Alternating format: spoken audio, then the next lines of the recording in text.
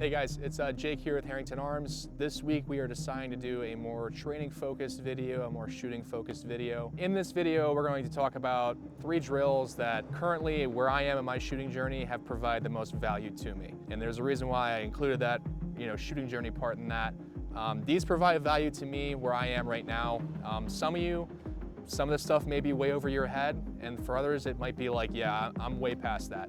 And that's good. That's how it should be. Shooting should be developmental. Like, you should see progression as you go on through this journey. I'm gonna kind of break down and explain these drills in somewhat of a surface level. You can get really nitty gritty with these, especially when you want to focus on things that you specifically want to look for and get out of these drills. I'm gonna do my best to hammer on those. And then I'm also going to explain to you guys how to carve this to you, your skill sets, and where you are in your shooting journey, okay? If you just take these drills for where they are at a surface level, they're good, okay? But there's so much more you can do with these if you understand essentially how to train yourself, and I'm gonna throw you guys a few nuggets so that you can understand that. Guys, before we get in the video, there's one thing we gotta bring up. We're able to do these videos at this level of detail and at, being able to expend all this ammo and targets and range time because you guys have chosen to invest in our products. We make pretty much a compensator, a mag well, or a mag extension for every name brand handgun on the market at this point. Case in point, today I'm running our new quick detach compensator, which you guys will see coming here in hopefully the soon, very near future. All right, so if you guys want to see more products like this and more videos like this, make sure you guys head over to harringtonarms.com and check out our products. Before we get into our first drill, there's 3, principles or factors I want you guys to remember when we go through these. The first thing is size of target, second thing is distance to target, and the third thing is time. These are the 3 principles that essentially carve out what a drill is, what a qualification is, cold starts, standards, all these things that we see on Instagram, YouTube to challenge our shooting skill sets. All of them are comprised of those 3 things, okay? You have to understand to use these 3 things to apply them to your shooting and make it more applicable to where you are on your shooting journey. So as we go through these drills, I'm gonna reference back to these 3 things and show you guys the different variations utilizing those that we can apply to these drills and make it either easier for me or harder for me, and then same thing with you guys, make it easier for you or harder for you. The other thing that I think is important with these 3 principles is they all have to be used in conjunction with each other. Sometimes if you make one easier, you could be making 2 others way too hard or way too easy. So they all have to be well balanced. So first principle being size of target. Everyone knows that if you give someone a generous time standard, put the target super close to them and also make it this super open target, right? It makes it too easy. The same aspect, if you make it too small, apply a ton of distance, and then make the time way smaller, it's going to make shooting that said exercise, drill, qualification very challenging. Okay, so size of target is a primary component in this process. The other primary component is distance, right? If we have a large size target and we're very close to it, obviously this makes it challenging. If we have a large size target and then we apply distance to that, it makes it somewhat, fairly challenging, right? Now, getting into time, okay? Time can go a lot of different directions. You can have a set time, you can have a par, maybe a 2 beep count, all these things. What you have to pay attention and understand is you have to know your skill set and know what you're able to perform on demand in said time. So you cannot, time is also very subjective to you. Giving me 2 seconds to run a bill drill might seem normal. You give that to someone who just bought a gun, they're gonna think you're crazy, okay? So that is where the instance of time has to make sense of where you are in your shooting journey, has to make sense with the other, which is being the other factors, which is size of target and distance to target. Another really important thing with time that a lot of people blow off is it gives a metric standard, it gives a metric to your shooting. And this is something that I see, my time in law enforcement, I see it blown off time and time again. People are just super worried about hits versus how long it took you to get those hits. So you need a trackable metric, and that's where the principle of time comes into play. So with all this being said, the first thing we're gonna hop into is designated target.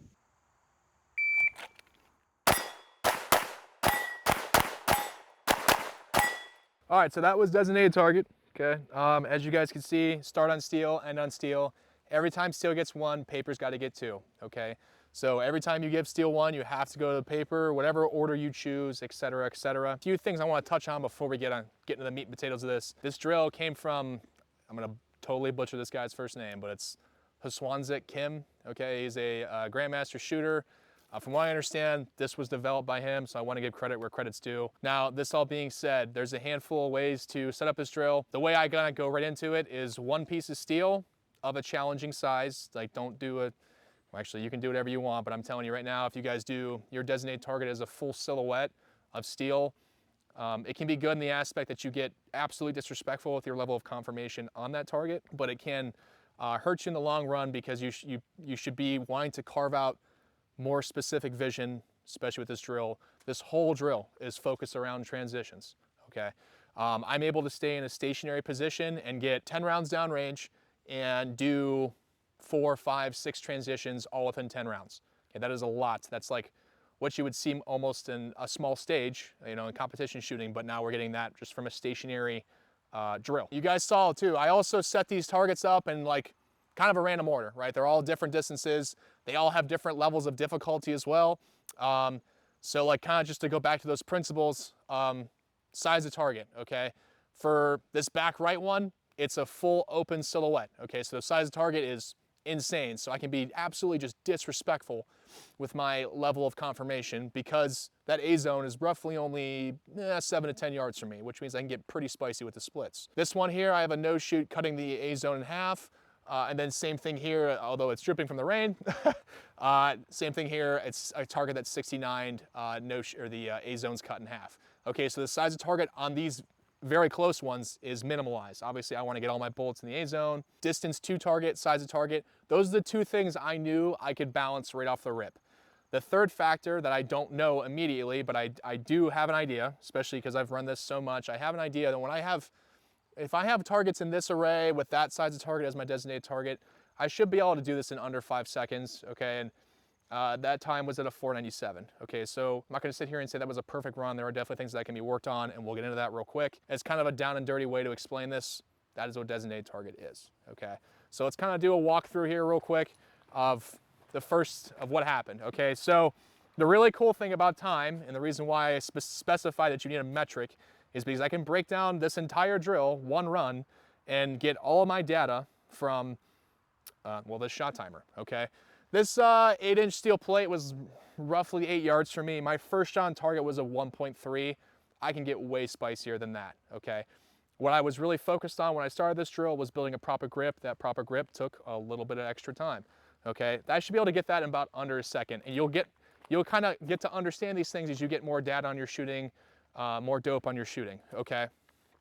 Now, as you guys saw, first target I went to, already clocked the no shoot, right? We obviously don't want to shoot the white sides of the target, so this would obviously be down points, right? This is a mitt, all right? I would obviously be down points shooting like this. The one positive to take away from this is that my vision was at least burned into place, and I knew it is because this group is relatively tight, right? So my vision was burned here. Once the dot came in, gave it 2. Dr. Kidd would say vision focus was not where it needed to be, right? It should have been higher up in the A zone. I should have had a spot picked out already before I came to this target.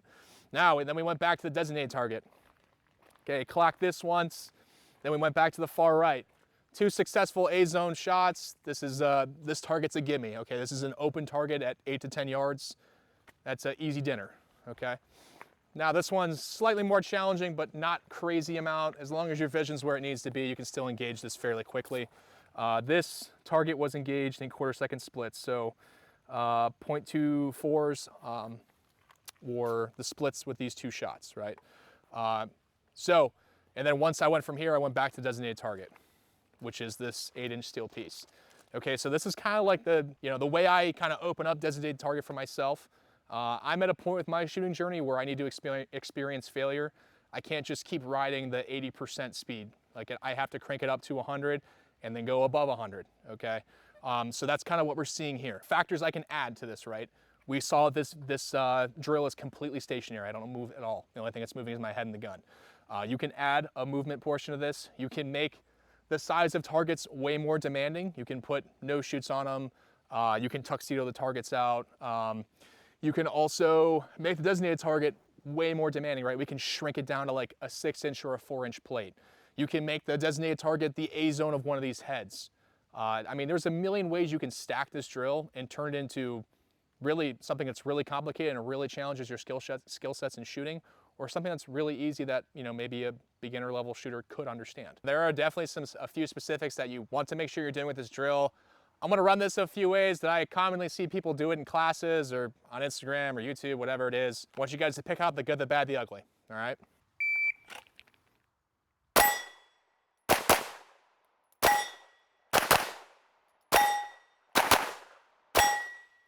Okay, so what I did there was essentially track my optic the whole time, and every single target I over-confirmed on, okay?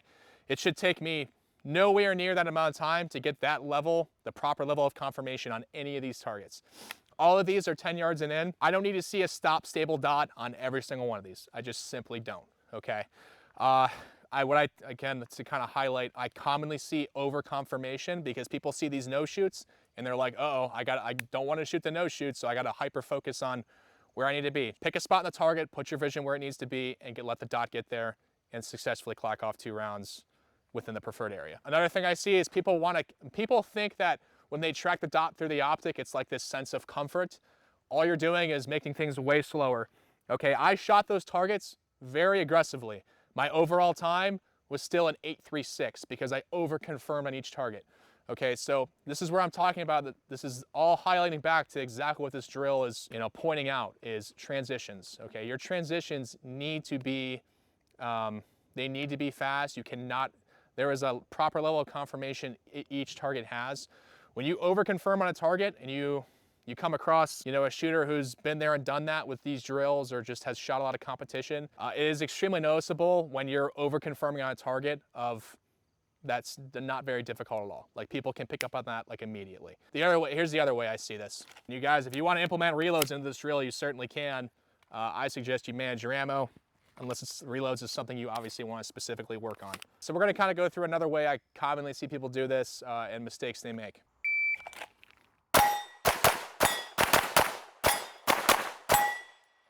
Okay, so good, the bad, the ugly. Most of it, not good. Transitions were way too aggressive.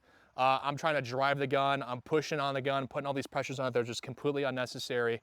I'm seeing my dot come on target where my vision's at, and then I'm seeing it go past it because I'm over driving the gun. I'm giving these targets like zero confirmation. I'm basically going off of seeing red across the target. All of these targets, while one is open, still do demand a greater level of confirmation than just seeing red, okay? Some of these, I need to see a little bit more of a refined dot, like maybe a streak, not necessarily a stilled stop dot. And then also the tension. The tension in the shoulders was way too much, guys, okay? I'm like roughly hitting 45-ish degree angles here in terms of transitions. You need to be an athlete. You cannot be so stiff, okay? Which kind of comes back to what we're looking for in this drill. There are some like easy bullet points to go after. One is pick an order. If you go up to this, press the timer and just start shooting what you start seeing, you're not really getting your entire value out of the drill. You're also not getting an accurate representation metrically to what you could be running the drill in, okay? So if you're picking an order that's not as great, right, it can be two ways. One, you're making yourself a better shooter by picking a harder order, or two, maybe you're making things too hard on yourself right off the rip. So you should probably run this a few times, get your feet settled, kind of, you know, understand what's going on, then amp up the difficulty. The other thing is your vision and level of confirmation each target demands, okay? You have to pick a spot on these targets, okay? You cannot, these are not open enough or disrespectful enough in terms of confirmation to where you can just swipe red and clack 2, okay? You have to pick a spot. You guys saw when I first ran this, yeah, my group was tight, my vision was good, right? But it wasn't where it needed to be, okay? So you have to pick a spot in these targets, especially these ones with the no shoot. If you try going at the spot where the no shoot is versus where the target is you're supposed to shoot, you should be giving yourself a lot more greater distance than that. The way these are set up, that's not necessary, okay? So pick a spot. A term I commonly hear say, and I think Nick with Velox Training Group said this when I was in his class, is to get your eyes out in front of the gun. That's basically a simple way of saying eyes lead, gun follows, okay? My eyes need to be going to the next target before the gun is. If I don't have a place, I don't have a specific spot picked on these targets to shoot, it doesn't matter whether my dot's on it or not. The dot needs to be on the target in the place that I want to shoot the target. The fourth thing I think you should really pay attention to, or like at least the last bullet point, is your transition times. You're really not doing yourself any favor if you're not trying to push the speed of your transitions, especially with this drill. That's pretty much what this whole thing is focused around. It's supposed to be easy to set up. You can run this on a 25-yard range and in, or even a 10-yard range and in, and this is developed to carve out, you know, your split times between transitions and such. Okay, there's obviously greater things that this benefits, but for me, primarily, this is what I use to carve out transitions. That's what I think the biggest thing this offers to me. So if you're not being honest about your transition times between each target, I feel like you're kind of taking one step forward and 2 steps back with this drill. So to kind of point that out, especially that last bullet point, what I want you guys to think about is how long it actually takes me to engage a target at this distance within this time, okay? And the demonstration I normally do is I'll be paused, prepped, and ready on target, the designated target, and then I'll pick one that's near it, right? So like I'll pick this target off to the left here. What I normally tell people is, hey, I'm gonna be paused, prepped, and ready on this target, the designated target. As soon as the timer goes off, I'm gonna clock a round off, transition, and put 2 on paper. I want you guys to guess how long you think it's gonna take. And this is where I was talking about earlier, like I can really start noticing if you're babying your transitions or not taking them as aggressive as you should. It really sticks out. And this is the best way to prove it, okay? So if you guys watch, I'll be paused, prepped, and ready on target. Okay, that was a 7-9, okay? That's so I just engaged 2 targets in under a second. This is kind of like, I don't want to beat the dead horse, designated target. I feel like we've kind of talked about everything we need to when it comes to this drill, at least at the surface level. If you guys are like really want to learn the ins and outs of this drill and all the bullet points in between, I suggest going to guys like Nick with Velox Training Group, Joel Park, or, you know, Mr. Kim himself. I don't want to say his first name, I'm just going to completely butcher it. But these are the guys you should go to really understand how to run this drill to its fullest capacity and make sure you're getting all the bullet points right. I just want to give you guys a kind of a surface level of how to understand this and at least give you guys a good demonstration of how it should be ran, how it shouldn't be ran, what you're looking for, what's obvious wrong, what's an obvious right. Okay, so we're going to get into our next drill here. So next drill we're going to get into has a handful of names I've heard. I've heard 666 drill, I've heard Accelerator drill, I've heard a handful of others. I unfortunately do not know who came up with this, guys. Like I said in the beginning of this video, these are not drills that I came up with, and I've seen them and experienced them through classes I've taken and have spent time in the range trying to hone them out, do them right, and give credit where credit's due. Unfortunately, like I said, I don't know where this one came from or who came up with it. This is kind of like an attack control variation that JJ Rakaza came up with, but again, not quite exactly that. Basically what we have here, all you need for this is 3 targets. They can be open, they can be you know, covered with no shoots, whatever it is. But I would suggest starting this like the iteration we have set up right now. 3 open targets. Your farthest target's gonna be at 25. The next target up is gonna be at 15. And the next target up from that's gonna be at 5. So you want them to be in a cascading order in which you can see all of them clearly. And you can set that cascading order to the left or to the right, depending on, you know, however you want to set it up. Now, where you're going to stand once you have this set up, I normally stand 5 yards from the 5-yard target, so where I have this stick set here, and then I will be in line with the second target. So I'll be 5 yards from the first target, but in line with the second. And then in terms of spaces between the targets themselves as they cascade, about 1 yard is what's appropriate. I've seen, you know, if you want to make it harder, you can increase the distance in between. If you want to make it easier, you can close the distance in between each target. I would say 1 yard is pretty much like what's standard. You guys are probably seeing a pattern here. These first 2 drills I'm gonna give you off the rip are immediately what's addressing transitions. What you're kind of trying to get out of this is really not much different than what you're trying to get out of designated target, okay? This is all focused around transitions. I wanna be able to drive my vision quickly and efficiently from target to target. That is like my overall goal with this, okay? Now there's ways you can make it harder, there's ways you can make it easier. You can start near to far, you can come far to near. You can go middle, front, rear, middle, rear, front. You can do all these orders, right? What you're looking for is making sure your transition times between targets is what you want, okay? So in order to do that, what I would suggest doing is running this a few times and getting an idea of where your times are at, where your accuracy level's at, you know, where your overall performance is with the drill, and then start carving out details from there. So utilizing those 3 principles and factors we talked about earlier. So I'm gonna run this a few times. I typically do 3 iterations, and we'll look at the accuracy, we'll look at like where my speed's at, and then we'll try to develop a standard or maybe make this a little bit harder, okay? All right, so this first iteration, I'm gonna go near to far. Each target gets 2 rounds. That's one thing I forgot to mention. Again, if you guys want to make this harder, you can make it 3 rounds. You can make it 5 rounds. As long as you're following the cascading order of these targets, that's all that really matters. And they have it set, the drill set up properly. That's what matters. All right, so let's run it. We'll run near to far, the first one. Okay, a little bit spicy on the transitions there, but the dot fell in a place that seemed okay, so I clacked my 2 off at the end there.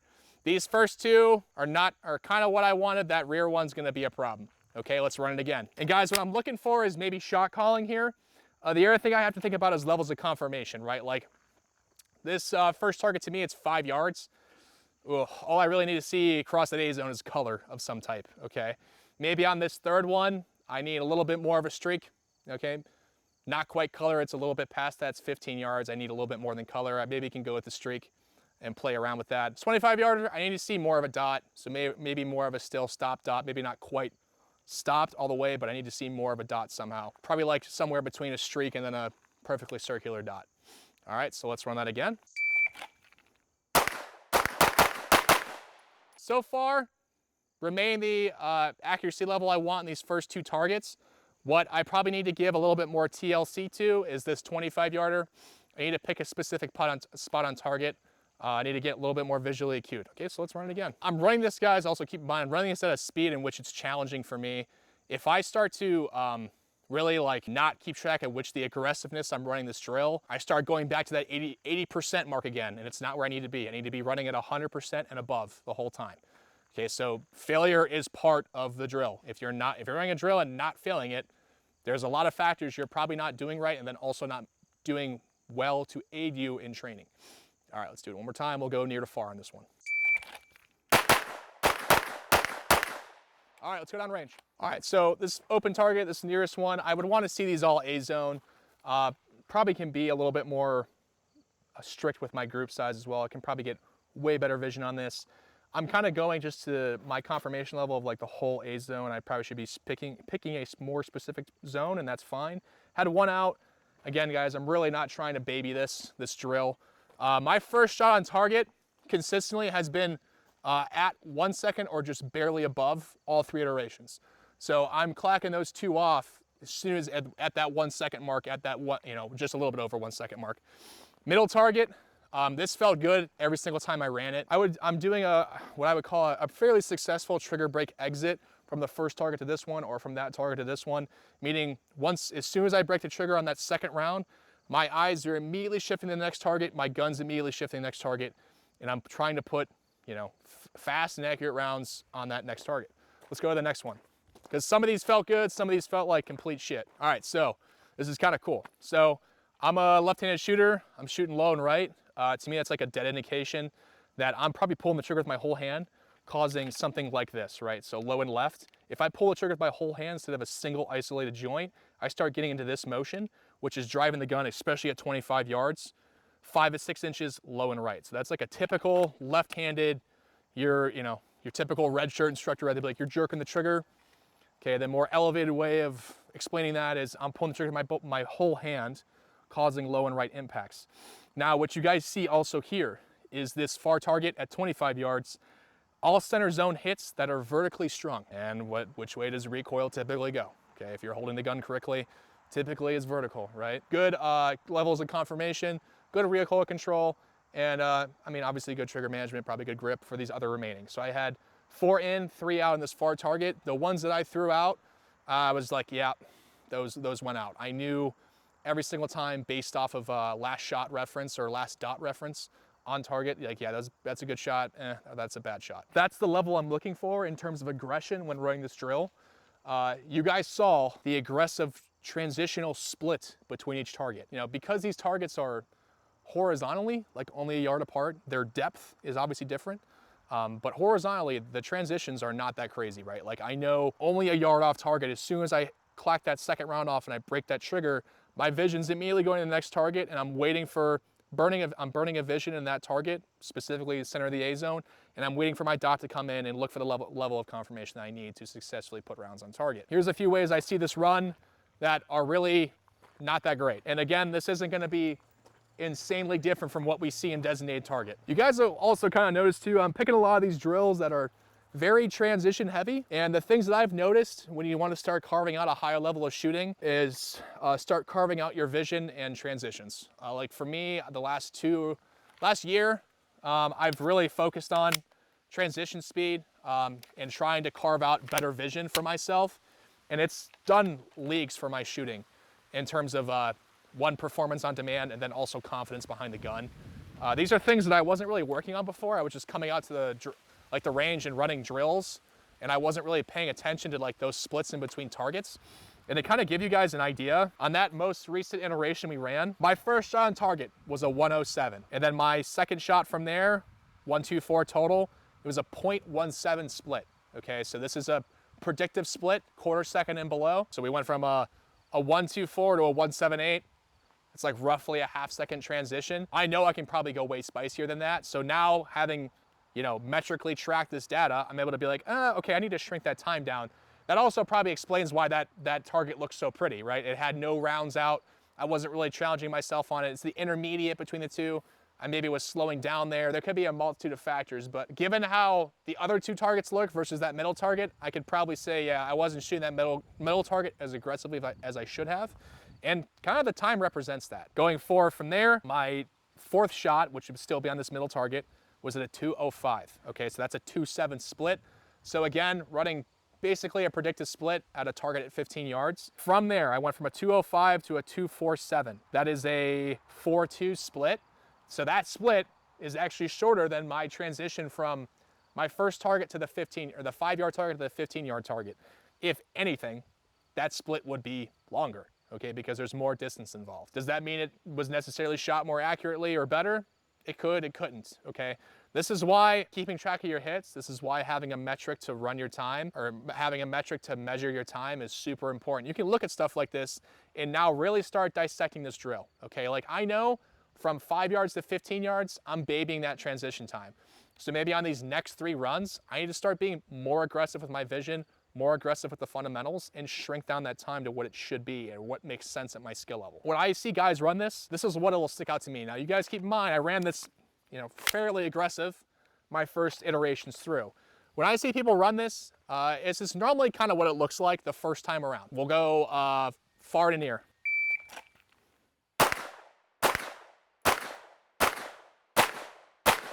Okay, that is typically what I'll see the first time somebody runs this. They'll over-confirm, keep the same splits from the far target to the near target. Those splits should be just different off the rip based off distance alone, right? And size of target, because the size of target and distance too, or the size of target's the same, and it only gets easier the closer it gets. My splits should not be the same, nowhere near, okay?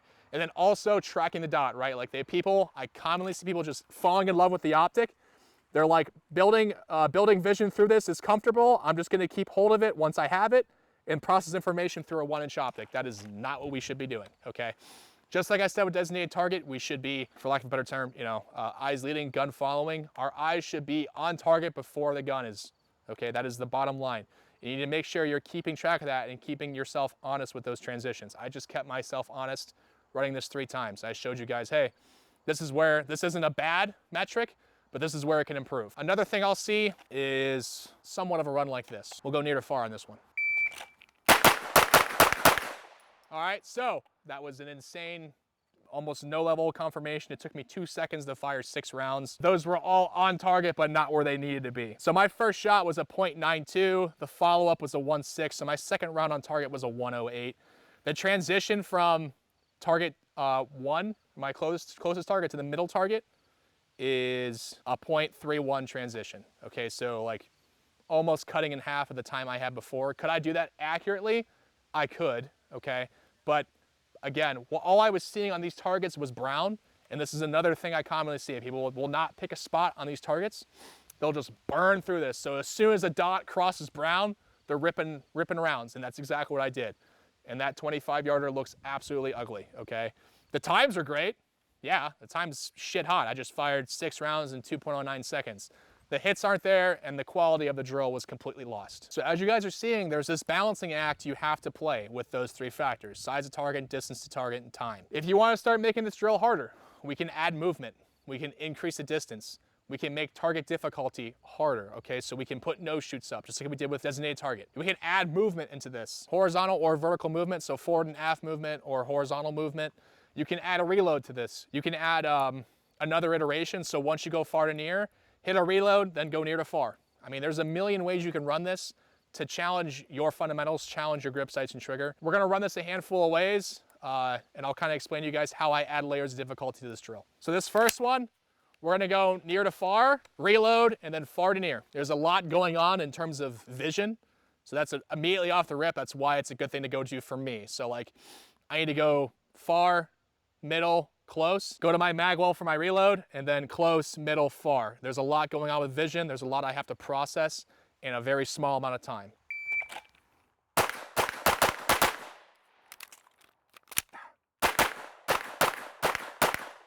Time is a 7:05, 13 rounds fired. First shot was a 1:28. So that 25-yard target, I'm putting shots on it in 1.28 seconds from draw. The split on that target was a 3.9, which I would say is fairly appropriate for a 25-yard open target. It doesn't necessarily need to be half-second splits, but it can be a little bit above quarter second. All right, guys, so what we just basically did here is we set up real quick to add a layer of difficulty to this. So our layer of difficulty now is going to be movement. So what I want to do is fire 2 iterations. This first one I'll go far to near, and then I'll hit my reload, moving from this side of the box to the other side of the box, hitting my reload successfully, coming in, gun up, ready to enter and put rounds on target. Then I'll go near to far.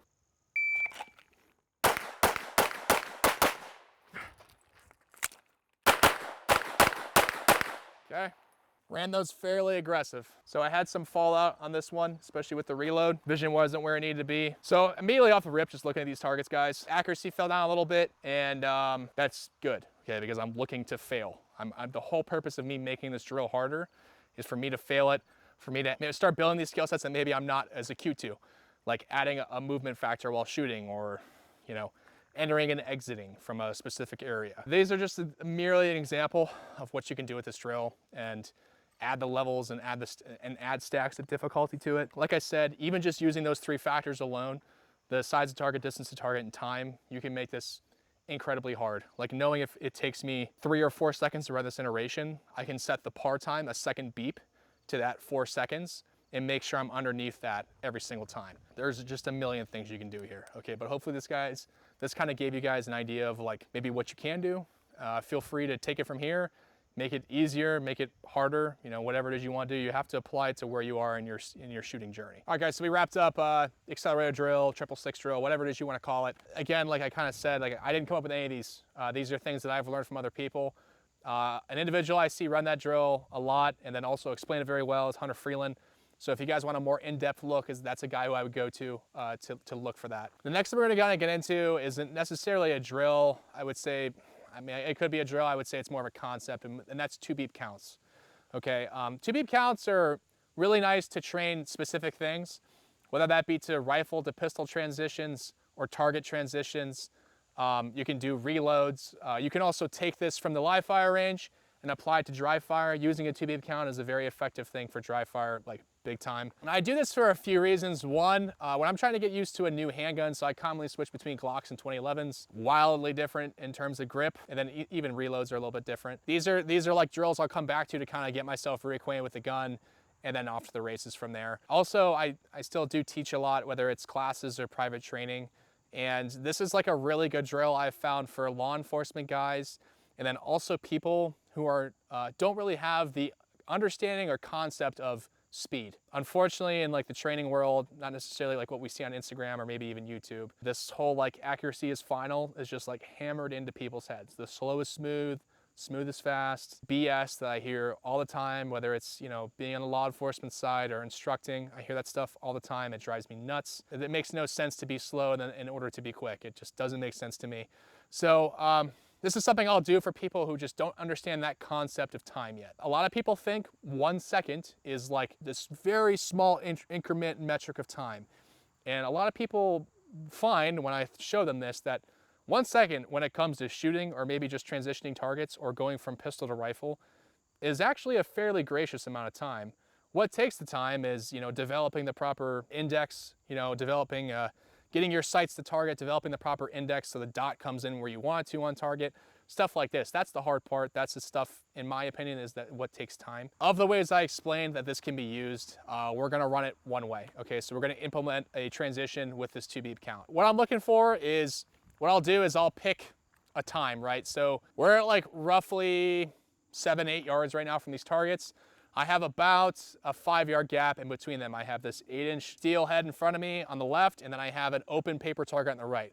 What I want to do is be paused, prepped, and ready on that left-hand target, the steel target. When the signal goes off, it'll beep, I'll fire that round, and then I'll burn my eyes and transition the gun to the middle of the A zone of that target and wait for the second beep. Once the second beep comes in, okay, that's when I'll fire my 2 rounds.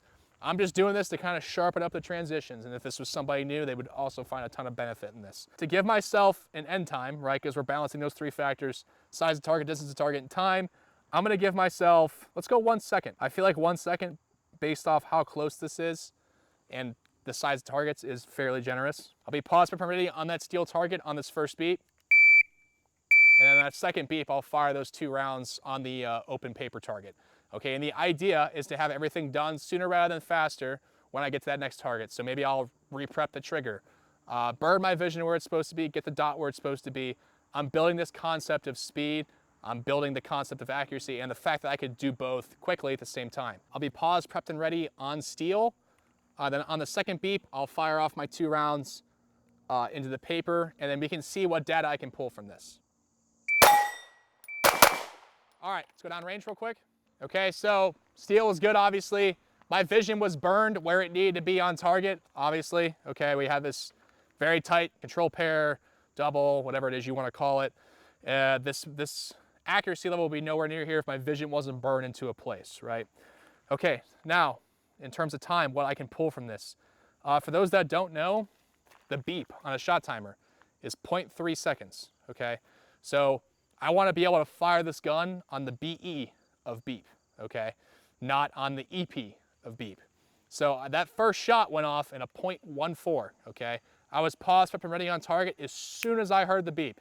I fired that round, transitioned the gun to the next target, okay? So this gives me 0.86 of a second to drive my eyes where they're supposed to be, put the dot where they're supposed to be, put the gun where it's supposed to be, and then fire off 2 rounds successfully, which were both in a 1/8 split. The reaction time on that second shot was a 0.18. I'm pulling a handful of things. One is reaction time, which is advantageous if you want to go down the competition route. I'm not going to get into the nitty-gritty here, but that's something you guys should look into. There's hundreds of other instructors out there that really harp on that and go really into detail on it. And then also I'm getting a transition out of this, and I'm getting a concept of time and speed, and then also an accuracy. And then the other thing that's really cool is I can sit here and say, okay, that was really easy. Like, there's no misses here. I was sitting here waiting for the beep to go off. There's a few things I can do, right? I can make the size of target harder. I can make that steel smarter or smaller. I can make this more demanding. I can increase the distance, right? I can go back to 25 yards now, or I can, shrink the time. I don't want to touch the 2 targets right now or the distance. Let's just shrink the time. Let's make it more demanding, right, in terms of speed. So our second beep is at 1 second. Let's drop it down to 0.75 and see what happens. All right, so it's going to sound like this. There's a 3-second delay. Beep 1.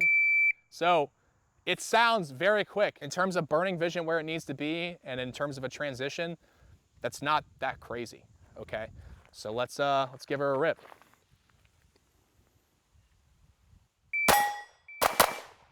Okay, let's go down range. All right, so my first shot on target was a 0.16, again, reacting to the beep, and then transition the target, waiting for the second beep. That was a 0.18 split, ran on that. Okay, so I was sitting here waiting for this thing to go off. My dot was still stopped and stable, so that means like I'm still giving this target too much confirmation. So now we need to make it harder. Okay, well, how do we make it harder? Let's shrink the time down again. All right, so instead of a 0.75, we're gonna go 0.5. Which is a half second, all right? So I only have a half second to do what I need to do after that first shot, get the gun to the next target, get my eyes to the next target, do all those things sooner rather than faster, right? This is what it's gonna sound like. 3-second delay. Pretty quick, okay, pretty quick. We're gonna find out if we can do this successfully. I still feel like I should be able to pull this off. If we go much faster than 0.5, I'm not sure how that's gonna sound in terms of its shot timer. because the beep is 0.3, so we can't really go too much below this, but we're gonna try to. We're gonna push it to the point of failure. All right, so let's be paused, prepped, and ready on this first one. Transition, put 2 rounds on the target. In terms of the first target, response time, reaction time, whatever it is you want to call it, was a 0.14. So I was paused, prepped, and ready, doing what I need to do to be ready to react to the beep. Okay, and then I transitioned successfully in a 0.14 split. I fired my reaction time to the second beep was a 0.58. Okay, so I'm a little bit behind the curve. As you guys can see, like I'm kind of running into an issue being able to hear this and then over the ring of the steel. So what I could do is maybe change that target out to a more demanding paper target so I can hear the second beep better. Or you can just take that as a sign to maybe take the training wheels off and leave a 2 beep count behind. So that's the really cool thing about this drill also, is that I think depending on how you're running this drill and what iteration you're doing it as, this is designed for you to outgrow, okay? Like you should be able to get the metric down so far to the point where you don't need this anymore. You don't need to hear a second beep. All right, so that's why I said earlier, this is like really nice at being able to carve out a concept of time, carve out speed, run the bleeding edge of speed and accuracy. We've kind of maxed this drill out, right? Like 0.5, I probably have to change up the sequence a little bit to make it make sense and be able to push it from there. To me, I'm more just taking that as an understanding to, all right, time to take the training wheels off, remove a second beep, now just trying to push the transition speed and really start to carve it down. This is a drill, okay? You can use it many different ways under many different circumstances with different platforms, different weapons, whatever it is. We kind of did these in reverse order. I started doing stuff like this first to carve out a concept of speed. I had no idea like what fast was. And then, you know, shooting with friends, shooting competitions, going to classes and stuff like that, you start to see like there is a standard for what speed is. We know that we can shoot very fast and very accurate. There has to be proper training and proper skill sets and fundamentals behind it, like, but we know it's possible. And in realms that I come from, like military, law enforcement, people really love to hammer on accuracy, like really love to hammer on it. Accuracy is final, but they never explore the concept of speed. And that's kind of what helped me break out of this. This 2 beep count is what helped me do that. The concept and idea of a 2 beep count goes back a long time. I'm pretty sure there's early footage of Jerry Mitchellek doing a drill very similar to this to carve out his split times between transitions.